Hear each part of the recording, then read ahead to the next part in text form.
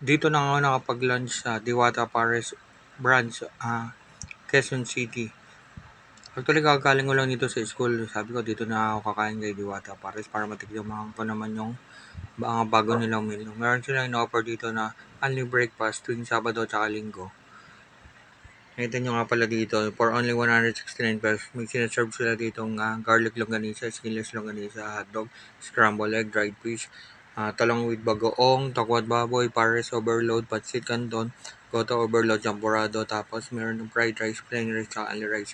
Tapos, ano siya, pag linggo naman, 189 pesos, nagbabayad lang kayo ng 189 pesos, tapos may adobong manok na siya, garlic longganisa, skinless longganisa, hotdog, scrambled egg, dried fish, talong with bagoong. Tapos ito nga pala yung Diwata Unli Merienda na itong tuwing siya, Monday to Friday, 2 to 5 p.m. Meron silang serve dito ng dog neneng, squid balls, fishball, kikiam. Tapos ito nga pala yung Diwata is now open for partnership.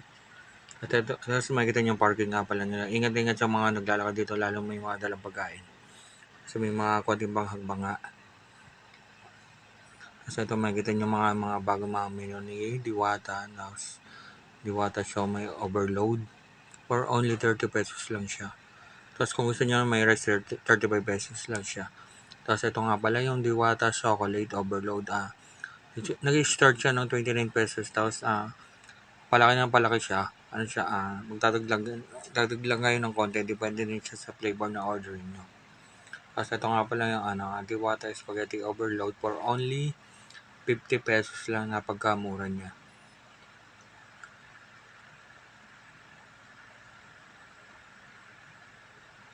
Tapos kung gusto niyo may kasamang drinks, magdadagdag lang kayo ng konti lang naman na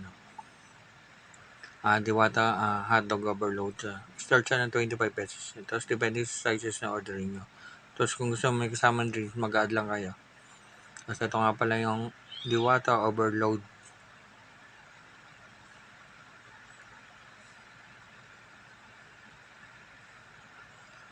Tapos makikita nyo nga yung boot ng hotdog nila. Ayan, Diwata hotdog overload. Mas halos pare-pares din naman siya ng mga prices.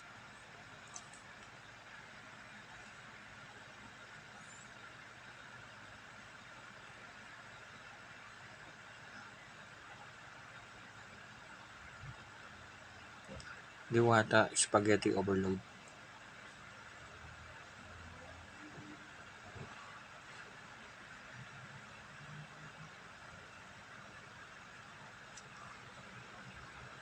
Tapos ito nga pala yung boot nila na Diwata Siomai.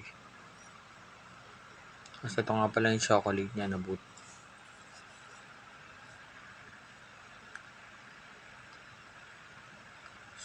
Diwata chocolate.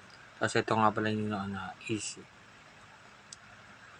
Tapos ito yung nga pala, yung makikita nyo yung parking niya, tapos wala pa masyadong kumakain. Dumating nga pala ako dito alas 12 ng tanghali, kaya hindi ako pwede makapag-avail ng mga promo nila kasi start siya ng 2 p.m. Tapos ito nga pala yung cashier nila, makikita nyo dito yung mga menu nila na karamihan mga package deal siya. In order ko nga pala dito yung Paris Overload nila. Tapos siya for only 100 pesos lang, may kasama na siyang drinks.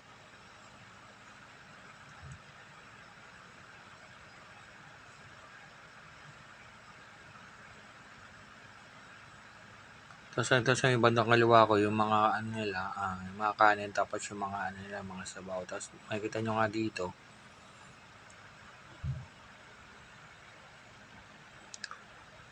yung Diwata Spaghetti Overload, tapos Diwata Hotdog Overload.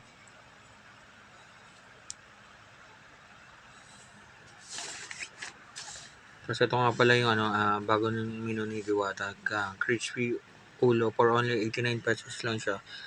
Crispy ulo, bagnet, bulaklak, may kasama na siyang for only rice, drinks, tapos only soup.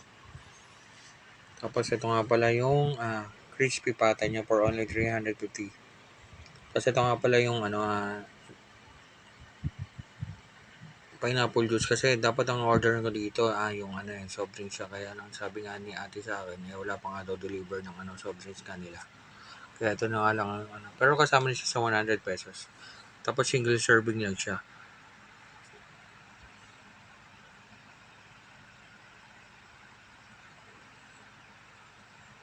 Tapos ito yung area nung nila, sabaw nga pala nila. Halos maubos na nga sa dami ng mga kumakain nga pala dito. Tapos makikita nyo nga dito, ang crispy nila na lechon kawali.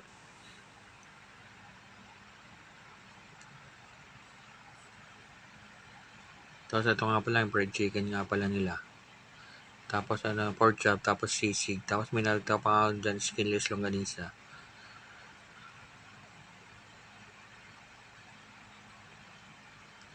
Tapos ito yung mga condiments area nila, ang linis Kikita nyo naman Tapos yung lagay nila ng kutsara. Tapos ito nga pala yung kanin. Sabi nga sa ni ate dito, only rice nga pala daw yung in-order ko. Kaya balik na nga lang daw ako pag naubos na lang.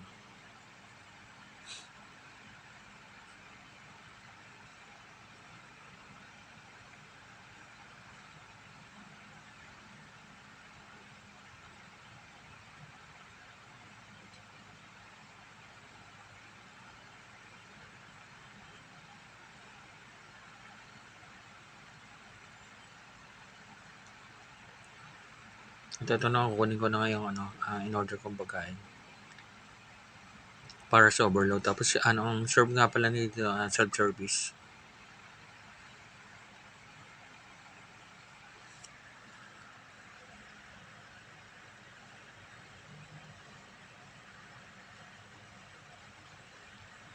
Tapos may policy nga pala sila dito na no take out, no leftover, no sharing.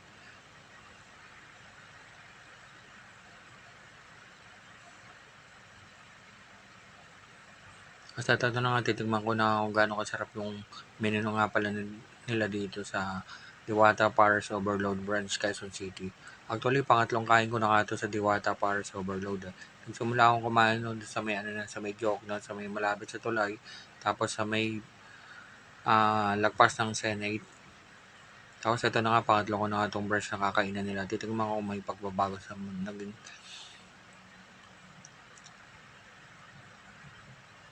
lasa nila. Base sa natikman ko, wala naman naging pagbabago. Ganun pa rin, masarap pa rin naman yun. Lalo sa sabaw na natikman ko, grabe, sobrang sarap pa rin naman. Walang pinagbago ng mga nila. Tapos yung nila, lechong kwali nila dito, grabe, sobra. Ang lutong.